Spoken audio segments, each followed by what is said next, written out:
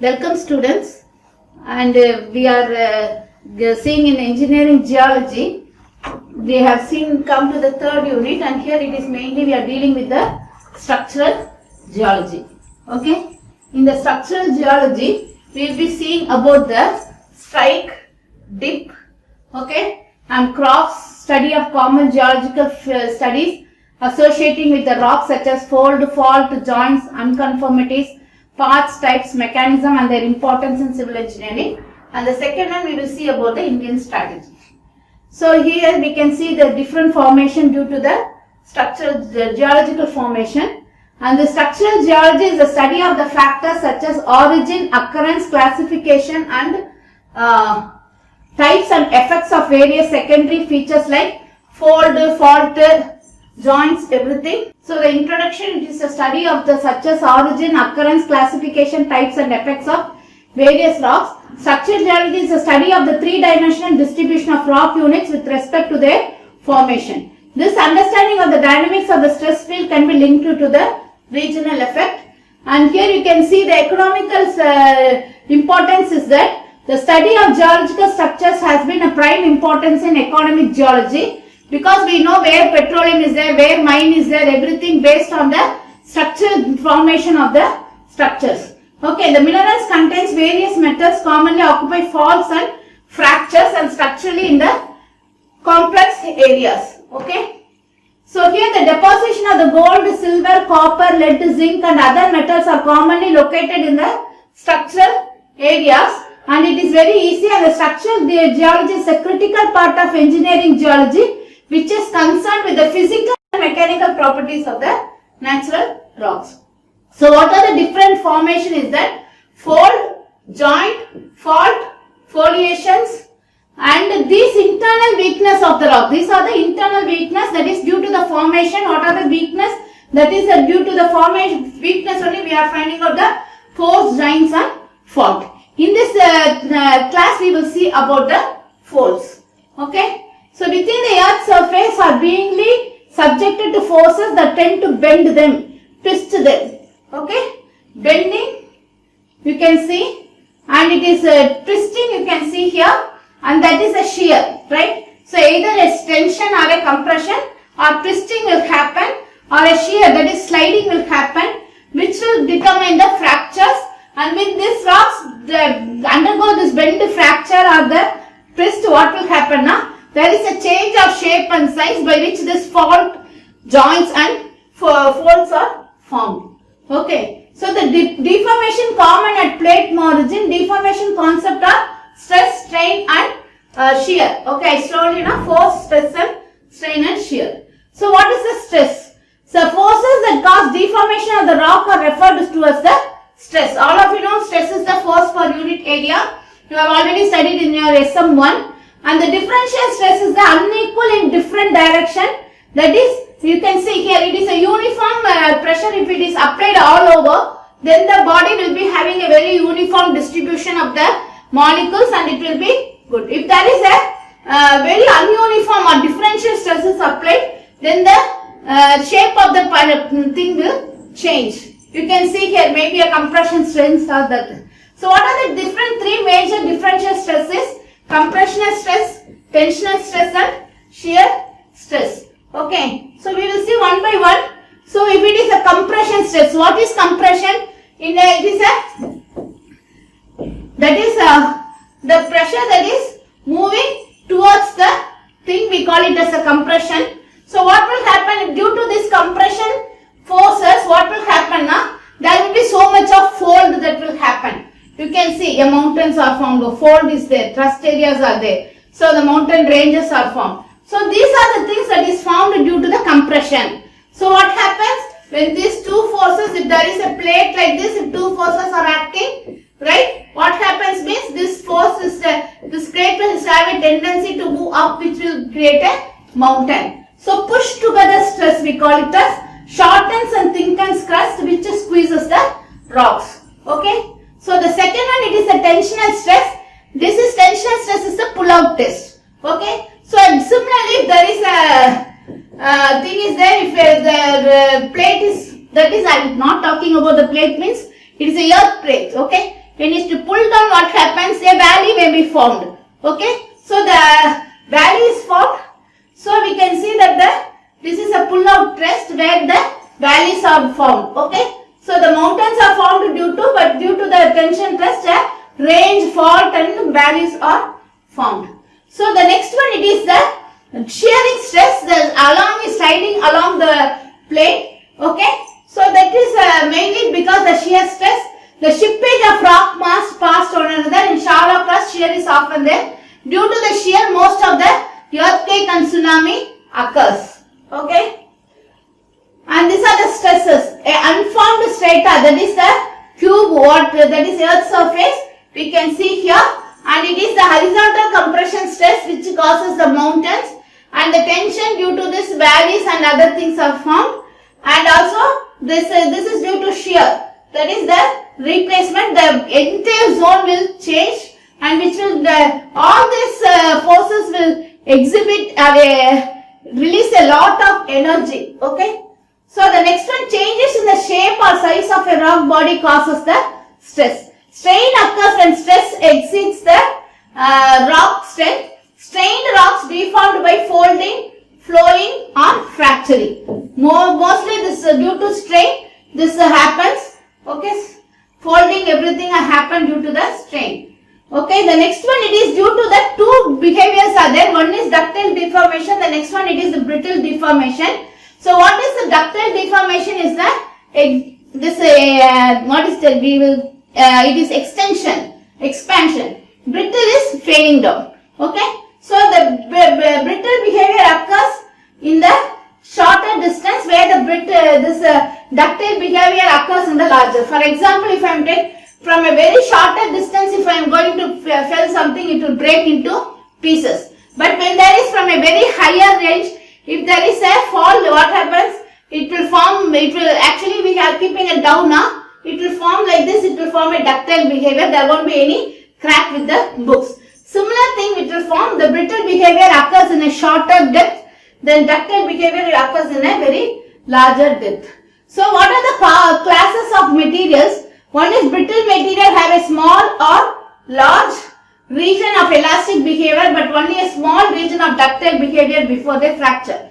You can see here, if it is a brittle or ductile material can have a very high elastic point. What is elastic point? Due to that point, within that point, the stress will be proportional to strain, beyond which it will brittle. But here you can see that elastic point is very less, but beyond which it can withstand, and it will go until it will reaches a very high stress or the load for the failure. Okay, ductile material have a very small region of elastic behavior, but large region of ductile before they fracture. The next one, how a material behave on the several factors. Number one, it is the temperature. Okay, so the temperature, high temperature, what happens? Molecules and their bond can stretch and move. So due to that, what happened? It will exhibit more ductile manner, and low temperature materials will be very brittle. Okay, mostly the rock, compared to the rock at high temperature, the particles can move and it will show a very ductile behavior, but at low temperature it will brittle, it will fail very fast. Confining temperature. What is confining temperature? If I am having a body like this, and if I am going to give pressure all over, and it is within a confined zone, it is a very determined zone, that is a confined pressure, materials are less likely to fracture, because the pressure of the surrounding tends to hinder the formation of fractures. At low confining stress, material will be brittle and tend to fracture sooner.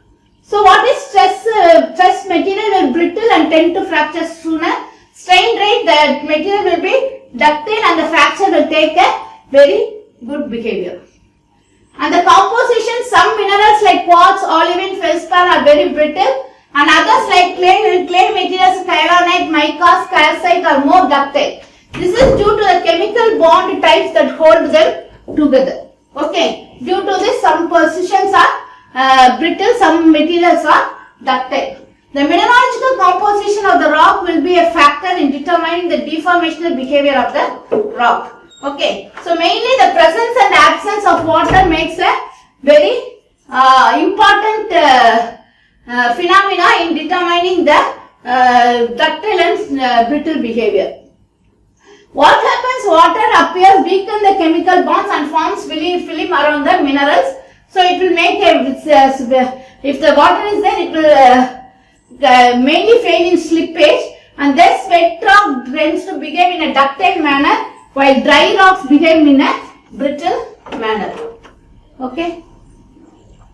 So the evidence of deformation that has occurred in the past is very evidence of the crustal rock. For example, sedimentary strata and lava flows generally follow the law of original horizontality. Thus, when we see such a strata inclined instead of horizontal, evidence of an episode of the formation can be seen. Okay, the next one, that is how the formation we can observe is that we can occur in the past. Based on the past studies, we will find out what will be the formation of the rock, what will be the whether a fold will form or cracks will form or a joint will form or it will form a very strong moist. For example, sedimentary strata and lava flows generally follow the law of original horizontality.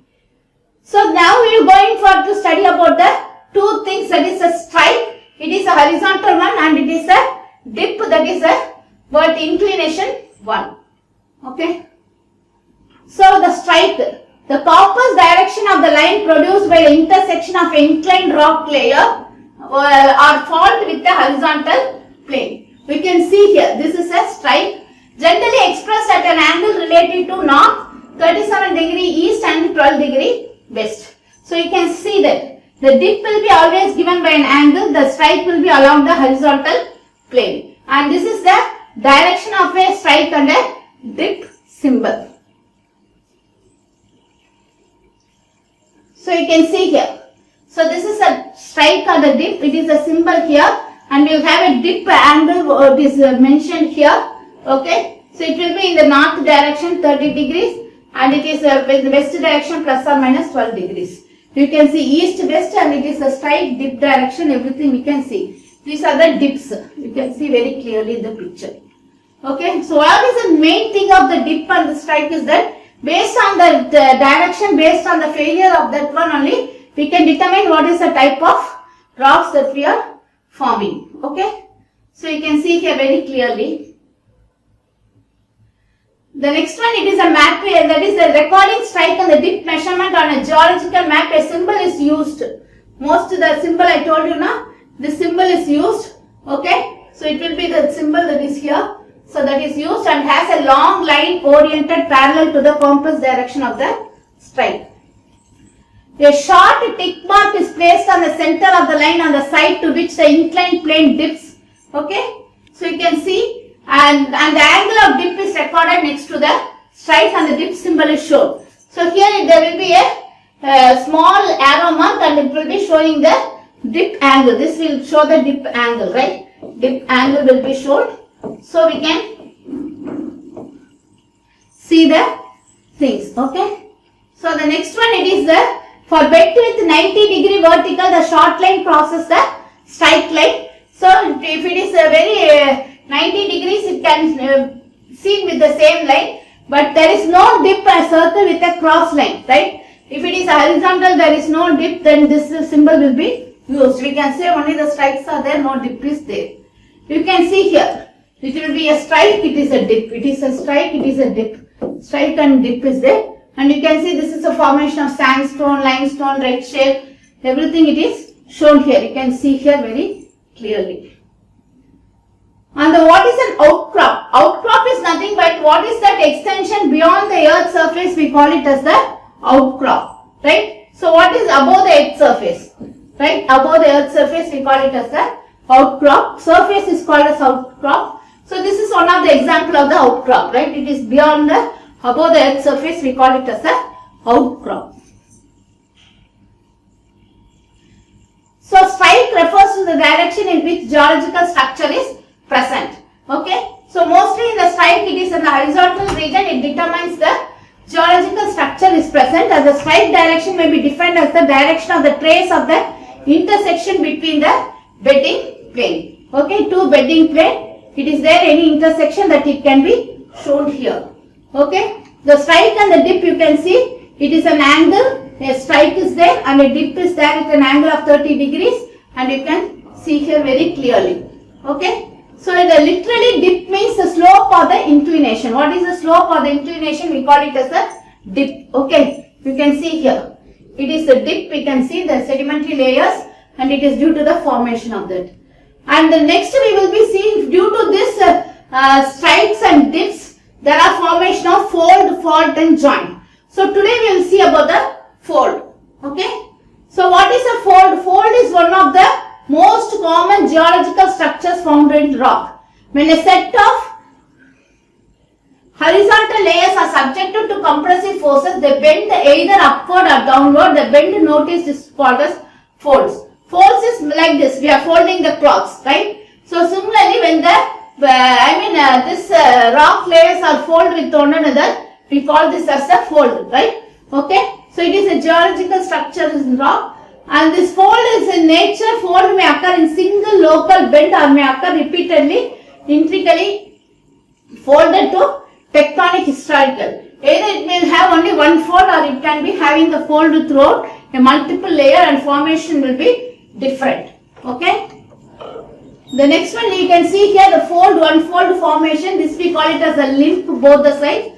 In the side we call it as the hinge line and hinge zone. This is the axial zone of the failure. So you can see here, this we call it as the limb, this one we call it as the limb, this we call it as the hinge line, and this is the hinge zone. Okay. So this is the axial plane that is there. And the next one we see the classification of the fold. Actually the classification mainly depends upon this factor. Okay. Symmetrical character, upward or downward bend, occurrence of plunge, uniformity of bend thickness, behavior of the fold pattern with depth.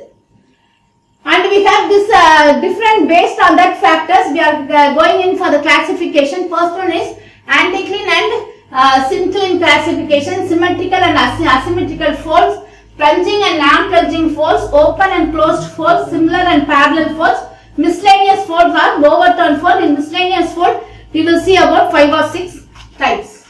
Okay. So the first one, it is the anticline and the syncline. When the beds are bent upwards, right, we call it as the anticline. When the beds are downwards, we call it as the syncline. Okay. So here this fold is a convex upward or downwards. The younger buds occur towards the concave. The younger beds occurs towards the concave side, and the simple type of syncline, it slits dims towards each other with reference to the axial plane. Okay. So here you can see these are the axial planes, and you can see the formation, hinge zone, hinge line. I told you now, limbs are there. Okay. Hinge line is there. These are the hinge lines. Okay. And hinge zone, these are the limb that are formation because of the fold. And due to this will take it as this is an anticline zone, this is a syncline zone. Anticline zone and syncline zone. So here also you can see, and the anticline zone mostly it is because of the compression, this type of formation takes place. Okay, due to the compression, this formation takes place. You can see here the formation very well. So the axial planes divides a float into two equal halves in such a way that one half is the minor image, that is a mirror image, then the fold is called a symmetrical fold. First one anticline and syncline, the second one we are seeing about the symmetrical and unsymmetrical fold. If you are going to draw this axial line, if this both things are similar, we call it as a symmetrical. If the axial line is not cannot be drawn in this perpendicular, it has an angle, then we call it as a asymmetrical fold. Mostly this folding are mainly due to the compressive forces, as I already told. And if the compressive force is of the same magnitude throughout, it forms the symmetrical one. If the compressive force are having different magnitude, then it forms the asymmetrical fold.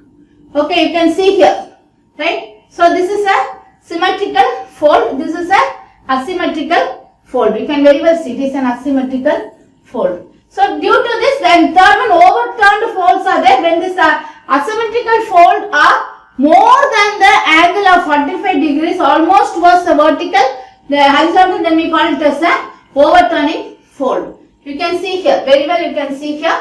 and it is horizontal and it is the angle of anticline. If it is more than this angle, then we call it as a overturned folds. The third one, it is the plunging and non-plunging folds. So the plunge of a fold has already been described by the inclination of the fold axis to the horizontal plane. So you can see here. So this is with the angle towards the horizontal plane, we are taking it as a non-plunging, and if it is going to turn towards up to the ground level, we call it as a plunging folds. It plunges with the ground level. Okay. So based on this, whether the axis of a fold is inclined or horizontal, the folds are grouped as plunging folds or non-plunging folds. Okay. So the geological map and strikes lines are drawn for both the limbs for a non-plunging. We can see here, right? They will be mutually parallel for a plunging fold, and if you are drawing a fold axis line, it will be almost parallel to each other in case of the non-plunging, and it will not be parallel to each other in case of the plunging folds. You can see the cross cut, you can see here the non-plunging folds of the plunging fold. So here you can see here the hinge line will be like this. Here the hinge line will be very perpendicular. Right, the hinge line of the plunging syncline and this is the anticline. How it will be? This is the Edward formation and this is the plunge line that you can see. Okay, ma? The next one we can see this the same thing. It is given in a different format in a GIS mode. You can see here. These are the plunge. These are the plunging, incline and anticline and the syncline. So the next one, the fourth one is the open and closed fold. Depending on the intensity of formation, the beds of the fold may or may not have uniform thickness.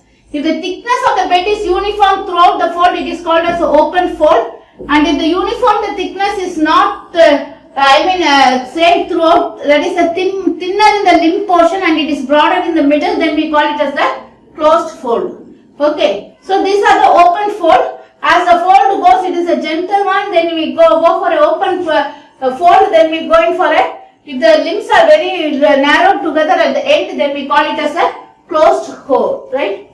Okay. So here you can see the difference. So this is an open fold. The closed fold will be very narrow towards each other. The limbs. This we call it as the limbs, right? This portion we call it as the limbs. Okay. So the similar and parallel folds.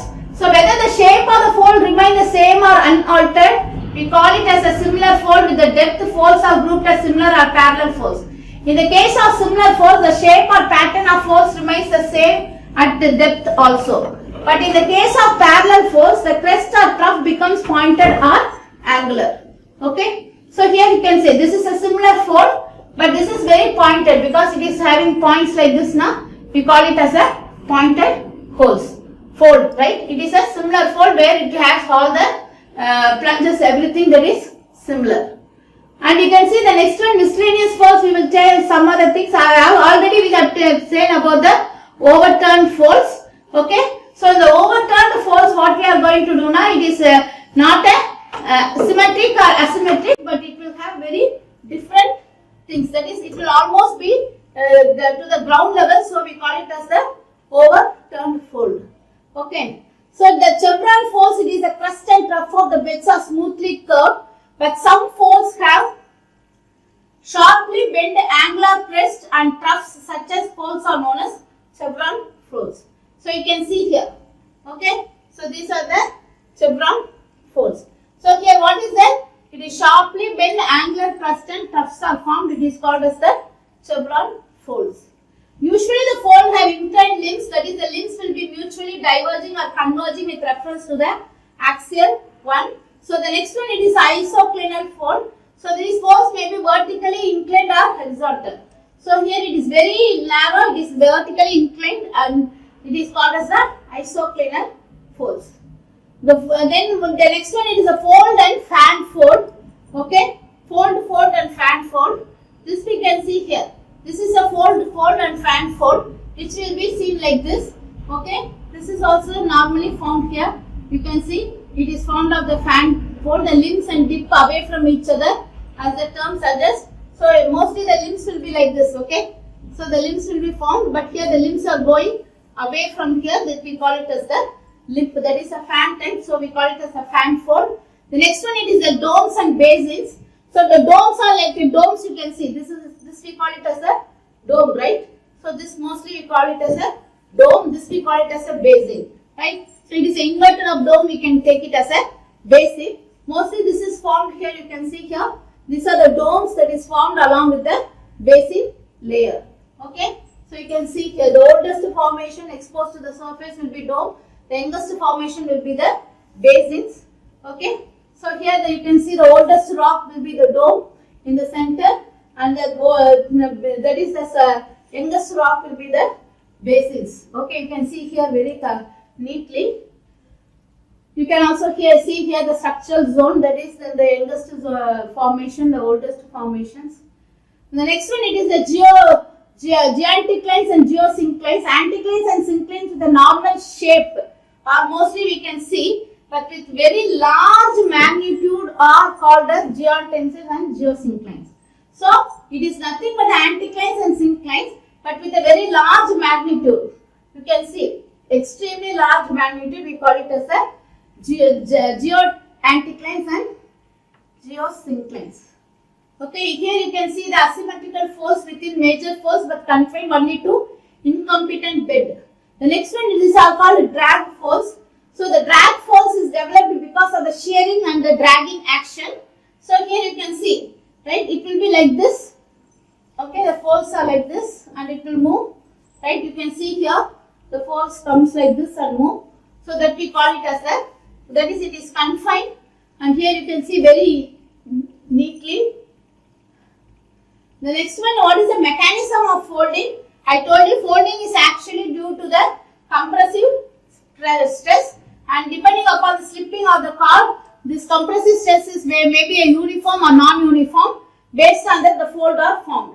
If they are not allowed to slip over one another, folding of the set cannot take place. And this is the way in which folding generally occurs in the case of hard and competent rock-like cords. You can see here, it is a monocline or anticline or syncline, everything that is acted because of the movement, shear movement of the rocks with one another due to the compression force. Okay, so here we all already seen this one. And the next one, what is the causes and effect of folding? This is the main one is mainly the tectonic causes. Tectonic is the movement of the planes, either from each other or towards the movement that is happening, and it may be minor due to the non-tectonic causes also. The compressive and shear type of tectonic force are responsible for the folding phenomena, and the igneous intrusion and viscous magma such as lacothics and lacothics are contribute to the folding. So this is the intrusion phenomena which contribute to the folding causes. Now non-tectonic causes like landslides, creeping and different compaction, various compaction also plays a very important role in the formation of fold, but it is very minor. Okay, you can see here the fold formations. And when a folded area is affected by weathering and erosion, interesting topographic features are also produced as follows, right? So what are the topographic features will follow is the valleys or mountains. So when there is a compressive stress, it will form a valleys which is a fold, or the synchronized we call it as a valley, we call it as a mountain. During folding the crest portion, the geological formation are subjected to tensional forces and hence numerical fractures appears there. Okay, so this we have seen already. And on the other hand, trough portions are highly compressed and hence offer a greater resistance to erosion. So the paradoxal phenomenon is popularly expressed as anticlinal valleys and synclinal hills, right? So what happens when after this it will form a hill and a valley. So it is anticlinal valleys and it is called as synclinal hills. Okay. So the inclinals and synclinal hills are example of the outlier. So in this class what we have seen is what are the structural geology, what is the main causes is compressive strength, shear, that is the tensile strength, stress and the shear stress.